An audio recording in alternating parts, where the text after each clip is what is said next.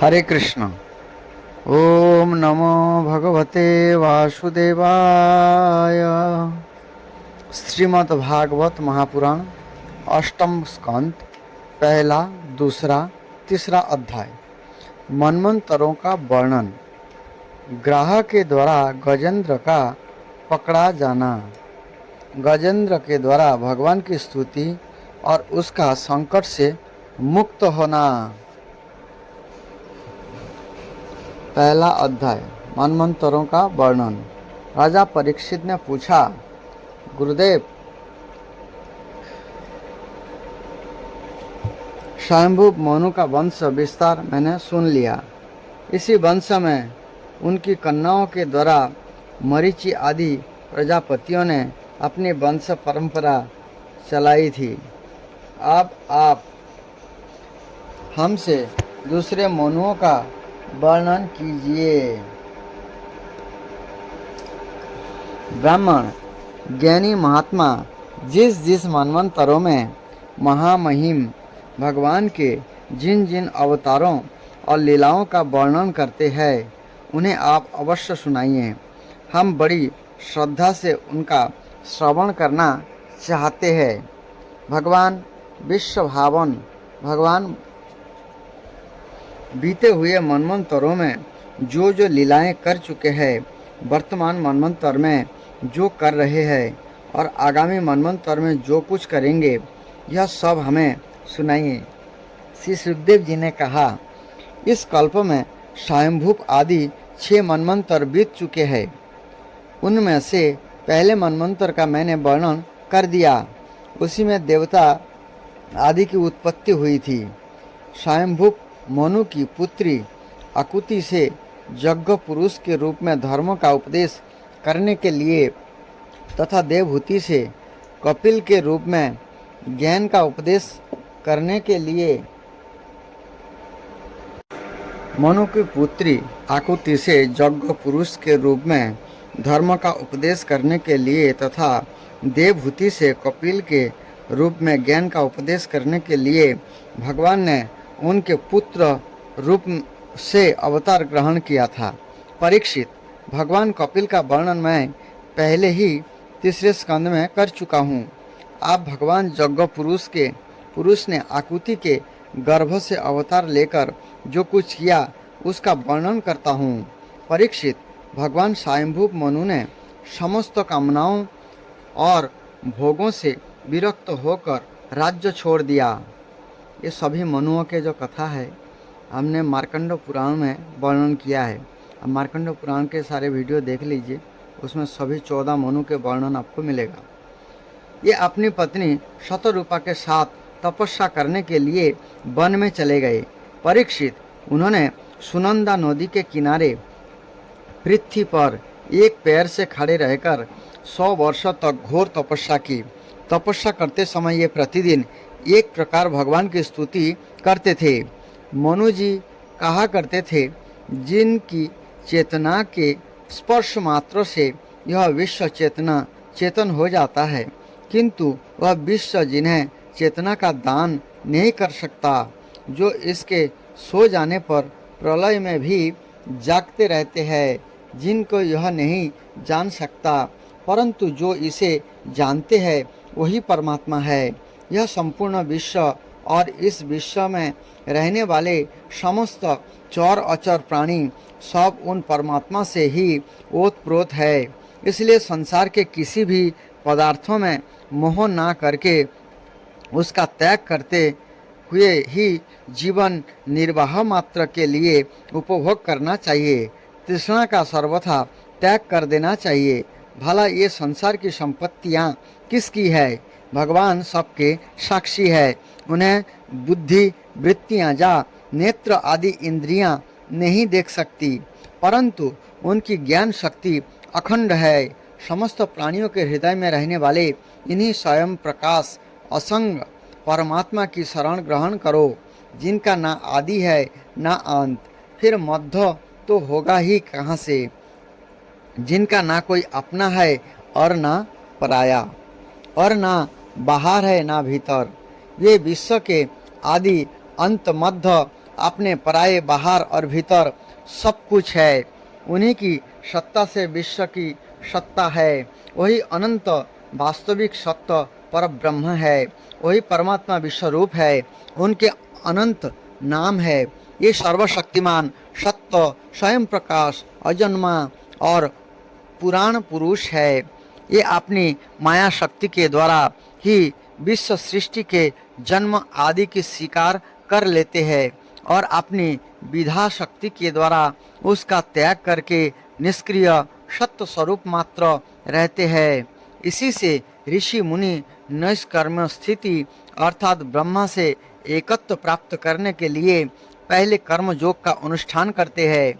प्राय कर्म करने वाला पुरुष ही अंत में निष्क्रिय होकर कर्म से छुट्टी पा लेता है।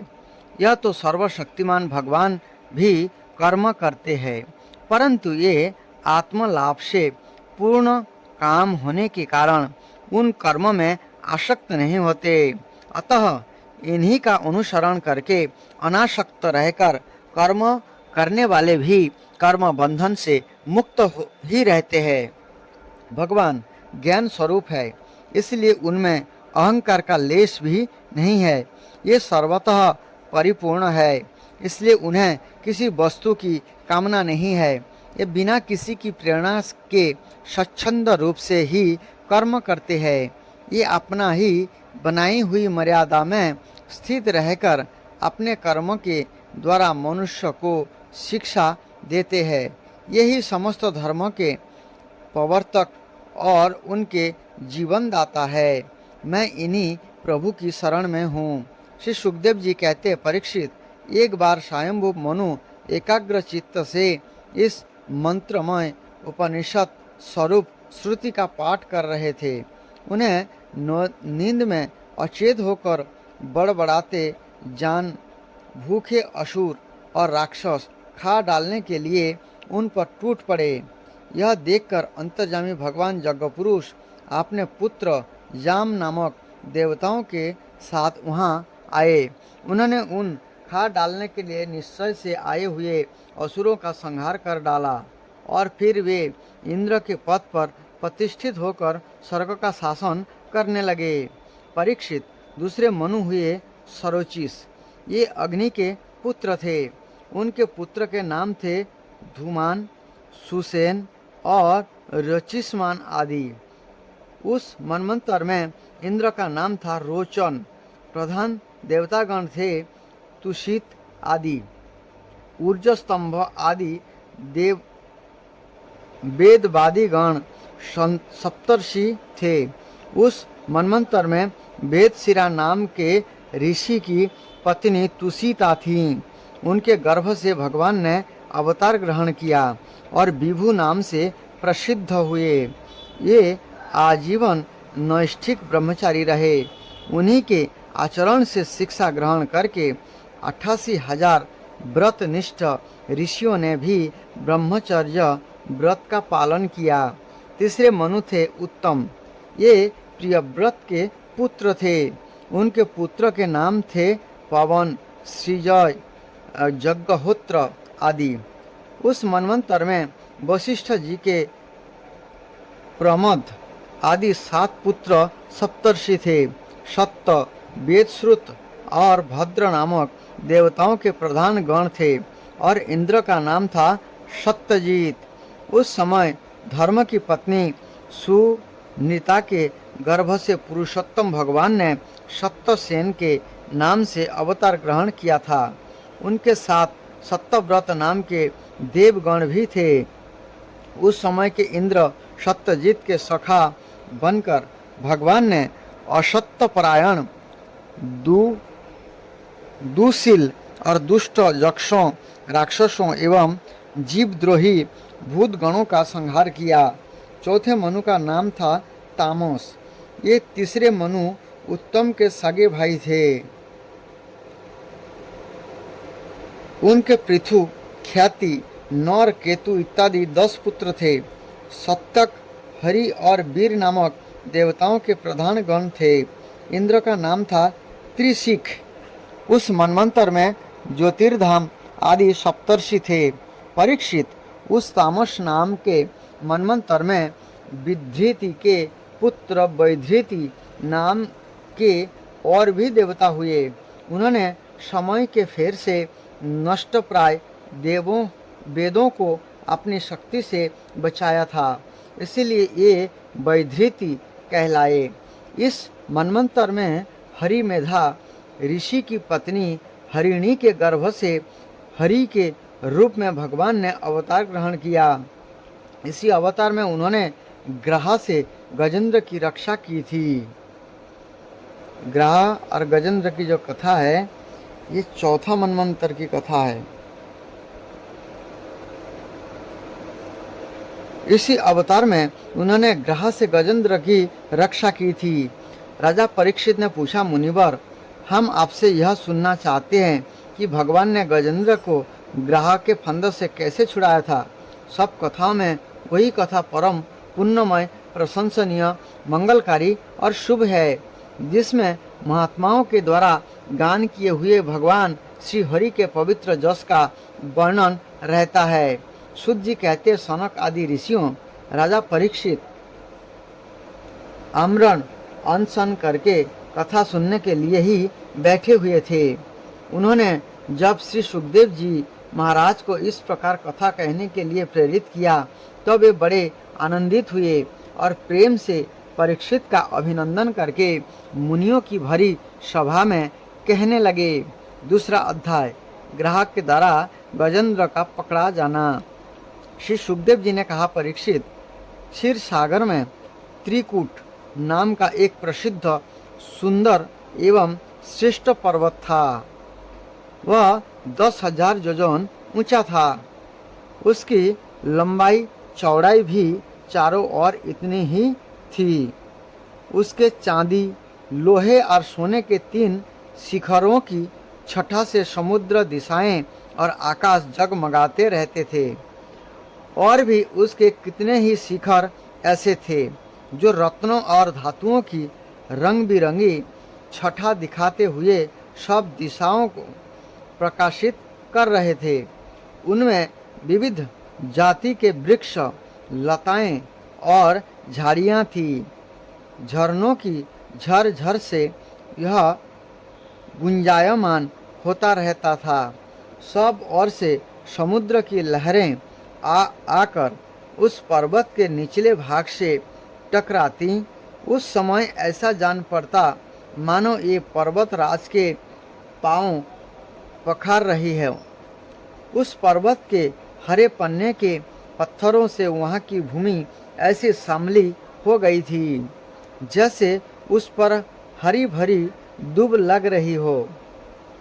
उसकी कंदराओं में सिद्ध, चारण, गंधर्व, विद्याधर, नाग, किन्नर और अप्सराएं आदि विहार करने के लिए प्राय बने ही रहते थे।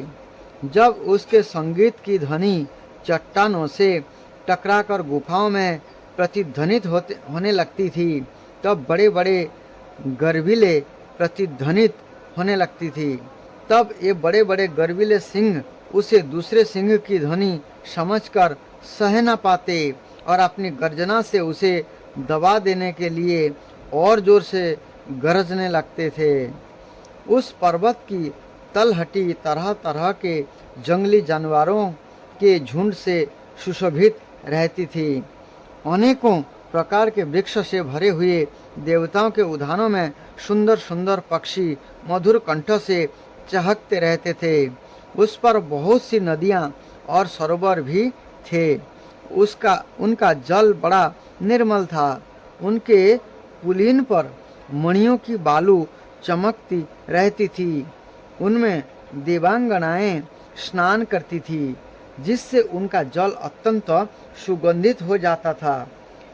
उसकी सुरभि लेकर भनी भीनी वायु चलती रहती थी। पर्वतराज त्रिकूट की तराई में भगवत प्रेमी महात्मा भगवान वरुण का एक उद्यान था। उसका नाम था ऋतुमान। उसमें देवांगनाएं क्रीड़ा करती रहती थी। उसमें सौंप और ऐसे दिव्य वृक्ष शोभायमान थे जो फलों और फूलों से सर्वदा लदे ही रहते थे। उस उद्यान में मंदार, पारिजात, गुलाब, अशोक, चंपा, तरह तरह के आम, पयाल, कटहल, आमड़ा, सुपारी, नारियल, खजूर, बिजोरा, महुआ, शाखू, ताड़, तमाल, आसन, अर्जुन, रीठा, गुलर, पाकर, बरगद, पलाश, चंदन, नीम, कचनार, साल, देवदारू, दाग, ईख, केला, जामुन, बेर, रुद्राक्ष, हरे, आंवला, बेल, कैथ, नींबू और भिलावे आदि वृक्ष लहराते रहते थे। उस उद्यानों में एक बड़ा भारी सरोवर था। उसमें सुनहले कमल खिल रहे थे और भी विविध जाति के कुमुद, उत्पल, कहार, शतदल आदि कमलों की अनूठी छटा छिटक रही थी। मत वाले भौरे गूंज रहे थे, मनोहर पक्षी कलरव कर रहे थे। हंस, कार्नब, चक्रवाक और सारस दल के दल भरे हुए थे। पनडुब्बी, बतख और पपीहे कूंज रहे थे। मछली और कछुओं के चलने से कमल के फूल हिल जाते थे, जिससे उनका पराग झड़कर जल को सुंदर और सुगंधित बना देता था। कदम्ब, बेत, नरकुल, कदम्बलता, बैन आदि वृक्ष से वह घिरा था। कुंद, पूर्वक अर्थात कठसरिया, अशोक, सीरस, बनमल्लिका, तिसोड़ा, हरसिंगार, सोनजूही, नाग, पुन्नाग, जाति, मल्लिका, शतपत्र, माधवी और मोगरा आदि सुंदर सुंदर पुष्प वृक्ष एवं तट के दूसरे वृक्षों से भी, जो प्रत्येक ऋतु में हरे भरे रहते थे, यह सरोवर शोभायमान रहता था। उस पर्वत के घोर जंगल में बहुत सी हाथीनियों के साथ एक गजेंद्र निवास करता था। वह बड़े बड़े शक्तिशाली हाथियों का सरदार था। एक दिन वह उसी पर्वत पर अपनी हाथीनियों के साथ कांटे वाले कीचक, बांस, बेद, बड़ी बड़ी झाड़ियाँ और पेड़ों को रोनता हुआ घूम रहा था। उसकी गंध मात्र से सिंह, हाथी, बाघ, गेड़े आदि हिंस्र जंतु, नाग तथा काले गोरे सरप और चमड़ी गाय आदि डर कर भाग जाया करते थे। और उसकी कृपा से भेड़िए, सूअर, भैंस, रीछ, साल्ला, लंगूर तथा कुत्ते, बंदर, हरिण और खरगोश आदि क्षुद्र जीव सब कहीं निर्भय विचरते रहते थे। उसके पीछे पीछे हाथियों के छोटे छोटे बच्चे दौड़ रहे थे। बड़े बड़े हाथी और हाथीनियाँ भी उसे घेरे हुए चल रही थी। उसकी धमक से पहाड़ एक बारगी कांप उठता था। उसके गंडस्थल से टपकते हुए मद का पान करने के लिए साथ साथ भौरे उड़ते जा रहे थे। मद के कारण उसके नेत्र विहल हो रहे थे। बड़े जोर की धूप थी, इसीलिए यह व्याकुल हो गया और उसे तथा उसके साथियों को प्यास भी सताने लगी। उस समय दूसरे ही कमल के पराग से सुवासित वायु की स्निग्ध गंध सूंघकर वह उसी सरोवर की ओर चल पड़ा, जिसकी शीतलता और सुगंध लेकर वायु आ रही थी। थोड़ी ही देर में वेग से चलकर वह सरोवर के तट पर जा पहुंचा। उस सरोवर का जल अत्यंत निर्मल एवं अमृत के समान मधुर था। सुनहले और अरुण कमल की केसर से वह महक रहा था। गजेंद्र ने पहले तो उसमें घुसकर अपनी सूंड से उठा जी भरकर जल पिया। फिर उस जल में स्नान करके अपनी थकान मिटाई। गजेंद्र गृहस्थ पुरुषों की भांति मोहग्रस्त होकर अपनी सूंड से जल की फुहारे छोड़ छोड़कर साथी की हथिनियों और बच्चों को नहलाने लगा तथा उनके मुंह में सूंड डालकर जल पिलाने लगा। भगवान की माया से मोहित हुआ गजेंद्र उन्मत्त हो रहा था। उस बेचारे को इस बात का पता ही न था कि मेरे सिर पर बहुत बड़ी विपत्ति मंडरा रही है। परीक्षित, गजेंद्र जिस समय इतना उन्मत्त हो रहा था उसी समय प्रारब्ध की प्रेरणा से एक बलवान ग्रह ने क्रोध में भरकर उसका पैर पकड़ लिया। इस प्रकार अकस्मात विपत्ति में पड़कर उस बलवान गजेंद्र ने अपनी शक्ति के अनुसार अपने को छुड़ाने की बड़ी चेष्टा की, परंतु छुड़ा ना सका।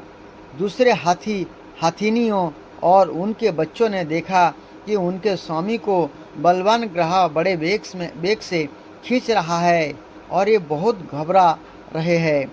उन्हें बड़ा दुख हुआ। ये बड़ी विकलता से चिंघाड़ने लगे। बहुतों ने उसे सहायता पहुंचाकर जल से बाहर निकाल लेना चाहा, परंतु इसमें भी ये असमर्थ ही रहे। गजेंद्र और ग्रह अपनी अपनी पूरी शक्ति लगाकर भिड़े हुए थे। कभी गजेंद्र ग्रह को बाहर खींच लाता तो कभी ग्रह गजेंद्र को भीतर खींच ले जाता। परीक्षित, इस प्रकार उनको लड़ते लड़ते 1000 वर्ष बीत गए। उसको लड़ते लड़ते 1000 वर्ष बीत गए और दोनों ही जीते रहे। यह घटना देखकर देवता भी आश्चर्यचकित हो गए। अंत में बहुत दिनों तक बार बार जल में खींचे जाने से गजेंद्र का शरीर शिथिल पड़ गया। ना तो उसके शरीर में बल रह गया और ना मन में उत्साह। शक्ति भी क्षीण हो गई। इधर ग्रह तो जलचर ही ठहरा, इसलिए उसकी शक्ति क्षीण होने के स्थान पर बढ़ गई। वह बड़े उत्साह से और भी बल लगाकर गजेंद्र को खींचने लगा। इस प्रकार देहाभिमानी गजेंद्र अकस्मात प्राण संकट में पड़ गया और अपने को छुड़ाने के सर्वथा असमर्थ हो गया। बहुत देर तक उसने अपने छुटकारे के उपाय पर विचार किया। अंत में वह इस निश्चय पर पहुंचा, यह ग्रह विधाता की फांसी ही है। हमसे फांसकर मैं आतुर हो रहा हूँ। इससे फांसकर मैं आतुर हो रहा हूँ। जब मुझे मेरे बराबर के हाथी भी इस विपत्ति से ना उबार सके, तब ये बेचारी हाथीनियाँ तो छुड़ा ही कैसे सकती है। इसलिए अब मैं संपूर्ण विश्व के एकमात्र आश्रय भगवान की शरण लेता हूँ। काल बड़ा बली है। वह सांप के समान बड़े प्रचंड वेग से सबको निगल जाने के लिए दौड़ता ही रहता है। इससे अत्यंत भयभीत होकर जो कोई भगवान की शरण में चला जाता है उसे ये प्रभु अवश्य बचा लेते हैं। देखिए, एक हाथी में कितना विश्वास है जो भगवान अवश्य ही बचा लेते हैं। उनके भय से भीत होकर मृत्यु भी अपना काम ठीक पूरा करता है। वही प्रभु सबके आश्रय है। मैं उन्हीं की शरण ग्रहण करता हूँ। वही प्रभु सबके आश्रय है और मैं उन्हीं की शरण ग्रहण करता हूँ। तीसरा अध्याय, गजेंद्र द्वारा भगवान की स्तुति और उसका संकट से मुक्त होना। श्री सुखदेव जी कहते हैं, परीक्षित, अपनी बुद्धि से ऐसा निश्चय करके गजेंद्र ने अपने मन को हृदय में एकाग्र किया और फिर पूर्व जन्म में सीखे हुए श्रेष्ठ स्तोत्रों के जप द्वारा भगवान की स्तुति करने लगा। गजेंद्र ने कहा, जो जगत के मूल कारण है और सबके हृदय में पुरुष के रूप में विराजमान है एवं समस्त जगत के एकमात्र स्वामी है। समस्त जगत के एकमात्र स्वामी है, जिनके कारण इस संसार में चेतना का विस्तार होता है। उन भगवान को मैं नमस्कार करता हूँ, प्रेम से उनका ध्यान करता हूँ। यह संसार उन्हीं में स्थित है, उन्हीं की सत्ता से प्रतीत हो रहा है। वे ही इसमें व्यक्त हो रहे हैं और स्वयं वे ही इसके रूप में प्रकट हो रहे हैं। ये सब होने पर भी वे इस संसार और इसके कारण प्रकृति से सर्वथा परे है। उन स्वयं प्रकाश स्वयं सिद्ध सत्तात्मक भगवान की मैं शरण ग्रहण करता हूँ। यह विश्व प्रपंच उन्हीं की माया से उनमें अध्यस्त है। वह कभी प्रतीत होता है तो कभी नहीं, परंतु उनकी दृष्टि जो की तो एक सी रहती है। वे इसके साक्षी है और उन दोनों को ही देखते रहते हैं। ये सबके मूल है और अपने मूल भी वही है, कोई दूसरा उनका कारण नहीं है। ये ही समस्त कार्य और कारणों से अतीत प्रभु मेरी रक्षा करे। प्रलय के समय लोकपाल और इन सब के कारण संपूर्ण रूप से नष्ट हो जाते हैं। उस समय केवल अत्यंत घना और गहरा अंधकार ही अंधकार रहता है, परंतु अनंत परमात्मा सबसे सर्वथा परे विराजमान रहते हैं। ये ही प्रभु मेरी रक्षा करे। उनकी लीलाओं का रहस्य जानना बहुत ही कठिन है। ये नट की भांति अनेकों वेश धारण करते हैं। अनेक वास्तविक स्वरूप को ना तो देवता जानते हैं और ना ऋषि ही। फिर दूसरा ऐसा कौन प्राणी है जो यहाँ तक जा सके और उसका वर्णन कर सके। हे प्रभु मेरी रक्षा करें। जिनके परम मंगलमय स्वरूप का दर्शन करने के लिए महात्मा गण संसार की समस्त आसक्तियों का परित्याग कर देते हैं और वन में जाकर अखंड भाव से ब्रह्मचर्य आदि अलौकिक व्रतों का पालन करते हैं तथा अपने आत्मा को सबके हृदय में विराजमान देखकर स्वाभाविक ही सबकी भलाई करते हैं। वे ही मुनियों के सर्वस्व भगवान मेरे सहायक है। यही मेरी गति है, ना उनके जन्म कर्म है और ना नाम रूप। फिर उनके संबंध में गुण और दोषों की तो कल्पना ही कैसे की जा सकती है। फिर भी विश्व की सृष्टि कैसे की जा सकती है। फिर भी विश्व की सृष्टि और संहार करने के लिए समय समय पर वे उन्हें अपनी माया से स्वीकार करते हैं। अनंत शक्तिमान सर्वैश्वर्यमय पर ब्रह्म परमात्मा को मैं नमस्कार करता हूँ। ये अरूप होने पर भी बहुरूप है। अनेक उनके कर्म अत्यंत आश्चर्यमय है। मैं उनके चरणों में नमस्कार करता हूँ। स्वयं प्रकाश सबके साक्षी परमात्मा को मैं नमस्कार करता हूँ। जो मन वाणी और चित्त से अत्यंत दूर है, उन परमात्मा को मैं नमस्कार करता हूँ। विवेकी पुरुष कर्म संन्यास अथवा कर्म समर्पण के द्वारा अपना अंतःकरण शुद्ध करके जिन्हें प्राप्त करते हैं तथा जो स्वयं तो नित्य मुक्त परमानंद एवं ज्ञान स्वरूप है ही, दूसरे को कैवल्य मुक्ति देने की सामर्थ्य भी केवल उन्हीं में है। उन प्रभु को मैं नमस्कार करता हूँ जो सत्य रज तम इन तीन गुणों का धर्म स्वीकार करके क्रमशः शांत घोर और मूढ़ अवस्था भी धारण करते हैं। उन भेद रहित समभाव से स्थित एवं ज्ञान घन प्रभु को मैं बार बार नमस्कार करता हूँ। आप सबके स्वामी समस्त नक्षत्र के एकमात्र ज्ञाता एवं सर्वसाक्षी है। आपको मैं नमस्कार करता हूँ। आप स्वयं ही अपने कारण है। पुरुष और मूल प्रकृति के रूप में भी आप ही है। आपको मेरा बार बार नमस्कार। आप समस्त इंद्रियों और उनके विषयों के दृष्टा है। समस्त प्रतीतियों के आधार है। अहंकार आदि छाया रूप असत वस्तुओं के द्वारा आपका ही अस्तित्व प्रकट होता है। समस्त वस्तुओं की सत्ता के रूप में भी केवल आप ही भास रहे हैं। मैं आपको नमस्कार करता हूँ। आप सबके मूल कारण है। आपका कोई कारण नहीं है तथा कारण होने पर भी आप में विकार या परिणाम नहीं होता। इसीलिए आप अनोखे कारण है। आपको मेरा बार बार नमस्कार। जैसे समस्त नदी झरने आदि का परम आश्रय समुद्र है, वैसे ही आप समस्त वेद और शास्त्रों के परम तात्पर्य है। आप मोक्ष स्वरूप है और समस्त संत आपकी ही शरण ग्रहण करते हैं। अतः आपको मैं नमस्कार करता हूँ।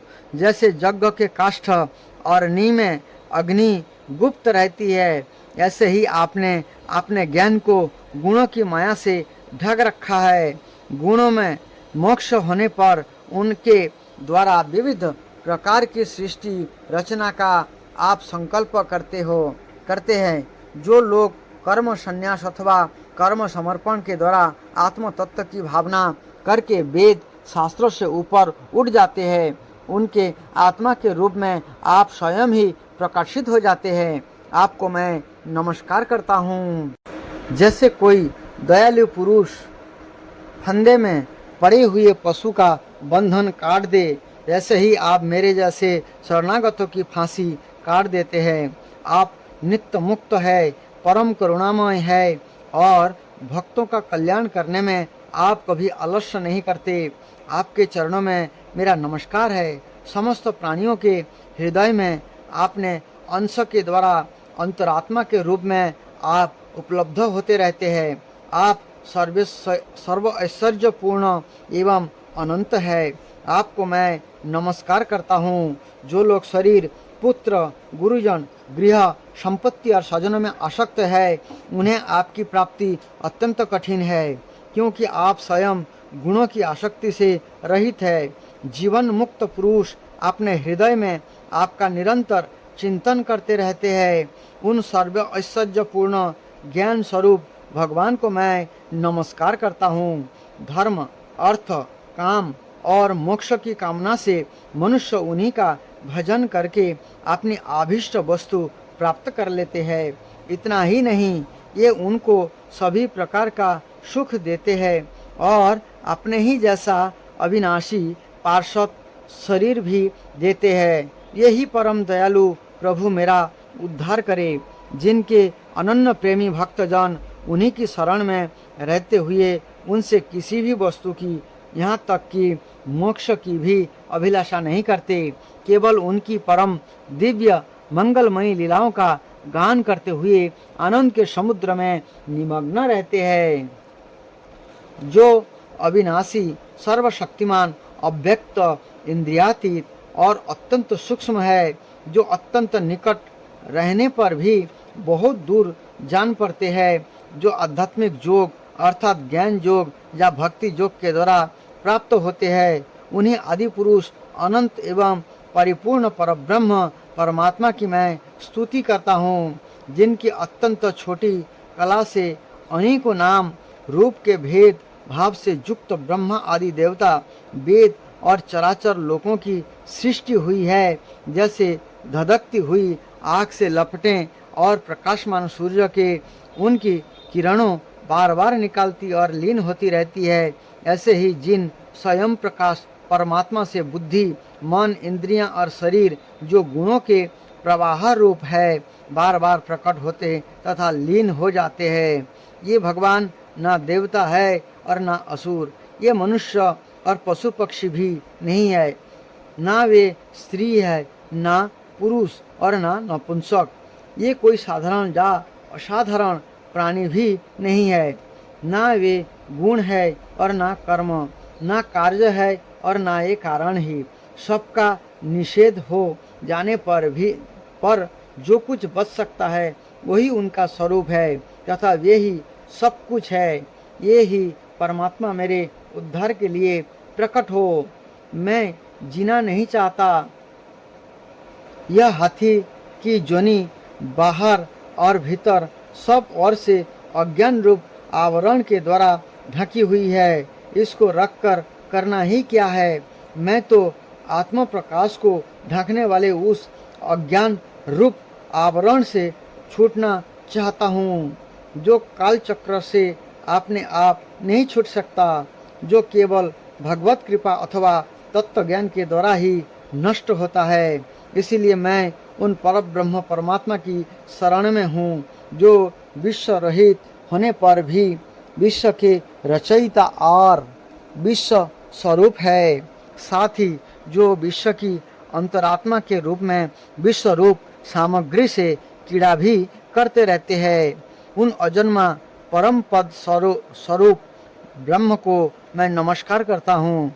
जोगी लोग योग के द्वारा कर्म वासना और कर्म फलों को भस्म करके अपने योग शुद्ध हृदय में जिन योगेश्वर भगवान का साक्षात्कार करते हैं, उन प्रभु को मैं नमस्कार करता हूँ। प्रभु, आपकी तीन शक्तियाँ सत रज और तमो के राग आदि वेग असह्य है।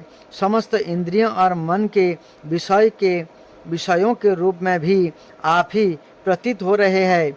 इसलिए जिनकी इंद्रियां बस में नहीं है, वे तो आपकी प्राप्ति का मार्ग भी नहीं पा सकते। आपकी शक्ति अनंत है, आप शरणागत वत्सल है। आपको मैं बार बार नमस्कार करता हूँ। आपकी माया अहम बुद्धि से आत्मा का स्वरूप ढक गया है, इसी से यह जीव अपने स्वरूप को नहीं जान पाता। आपकी महिमा अपार है। उन सर्वशक्तिमान एवं माधुर्य निधि भगवान की मैं शरण में हूँ। सुखदेव जी कहते हैं, परीक्षित, गजेंद्र ने बिना किसी भेदभाव के निर्विशेष रूप से भगवान की स्तुति की थी, इसलिए भिन्न भिन्न नाम और रूप को अपना स्वरूप मानने वाले ब्रह्म आदि देवता उसकी रक्षा करने के लिए नहीं आए। उस समय सर्वात्मा होने के कारण सर्वदेव स्वरूप स्वयं भगवान श्री हरि प्रकट हो गए। विश्व के एकमात्र आधार भगवान ने देखा कि गजेंद्र अत्यंत पीड़ित हो रहा है, अतः उसकी स्तुति सुनकर वेदमय गरुड़ पर सवार हो चक्रधारी भगवान बड़ी शीघ्रता से वहाँ के लिए चल पड़े। यहाँ गजेंद्र अत्यंत संकट में पड़ा हुआ था। उनके साथ स्तुति करते हुए देवता भी आए। सरोवर के भीतर बलवान ग्रह ने गजेंद्र को पकड़ रखा था और वह अत्यंत व्याकुल हो रहा था। जब उसने देखा कि आकाश में गरुड़ पर सवार होकर हाथ में चक्र लिए भगवान श्री हरि आ रहे हैं, तब अपनी सूंड में कमल का एक सुंदर पुष्प लेकर उसने ऊपर को उठाया और बड़े कष्ट से बोला, नारायण जगत गुरु भगवान, आपको नमस्कार है। जब भगवान ने देखा कि गजेंद्र अत्यंत पीड़ित हो रहा है, तब एक बारगी गरुड़ को छोड़कर कूद पड़े और कृपा करके गजेंद्र के साथ ही ग्रह को भी बड़ी शीघ्रता से सरोवर से बाहर निकाल लाए। फिर सब देवताओं के सामने ही भगवान श्री हरि ने चक्र से ग्रह का सूंड फाड़ डाला और गजेंद्र को छुड़ा लिया। इस प्रकार से भगवान स्वयं भक्त की रक्षा करने के लिए आते हैं और गजेंद्र ने भगवान के लिए स्तुति किया था। उनके पूर्व जन्म की जो चरित्र कथा है वो आगे हम सुनेंगे।